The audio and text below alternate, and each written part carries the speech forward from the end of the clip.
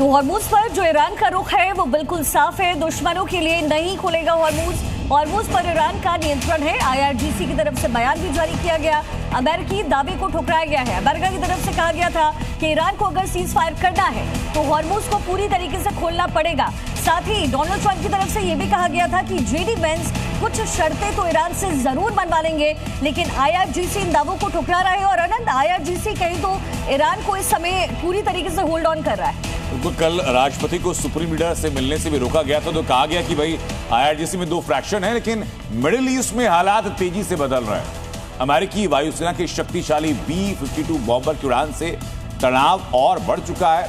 JDAM बमों से lace इस विमान की गतिविधियों को ईरान के खिलाफ संभावित बड़े सैन्य एक्शन के संकेत के तौर पर देखा जा रहा है।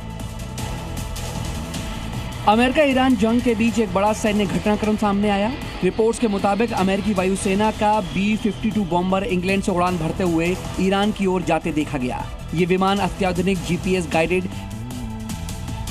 JDAM बमों से लैस बताया जा रहा है, जो सटीक हमले के लिए इस्तेमाल होते हैं। B-52 एक लंबी दूरी का रणनीतिक बॉम्बर है जो करीब 70,000 पाउंड तक हथियार ले जा सकता है। हाल ही रिपोर्ट्स में यह भी सामने आया कि अमेरिका पहले ही ईरान में हजारों टारगेट्स पर हमला कर चुका है। वहीं डोनाल्ड ट्रंप की तरफ से भी बड़ा बयान आया है। डोनाल्ड ट्रंप ने अमेरिका को मूर्ख देश जन्मजात नागरिकता के मुद्दे पर कहा कि मूर्ख देश जन्मजात नागरिकता देना मूर्खता है। US ऐसा करने वाला दुनिया में अकेला देश है। तो एक तरीके से नागरिकता को लेकर के भी काउंटर करते हुए यहाँ डोनाल्ड ट्रंप आनंद देखेगा। कि डोनाल्ड ट्रंप के बयानों में विरोधाभास कई दफा देखने को मिलता है। विश्व के अधिकांश देशों में जन्मजात नागरिकता का प्रावधान है। वो किस बेस पर ये कह रहे हैं कि दुनिया में अकेला देश अमेरिका है, ये डोनाल्ड ट्रंप अपने आप में बेहतर समझ बता चुका।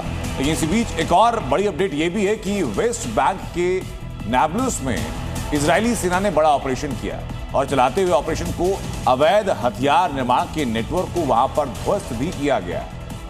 शोमरोन ब्रिगेड और याहलोम यूनिट की कार्रवाई में कई संदिग्ध ठिकाने जिस पर छापेमारी हुई है।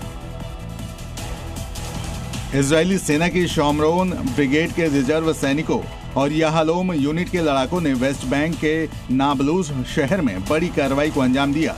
सेना ने छापेमारी के दौरान हथियार बनाने में इस्तेमाल हो रही कई लैथ मशीनों को नष्ट कर दिया।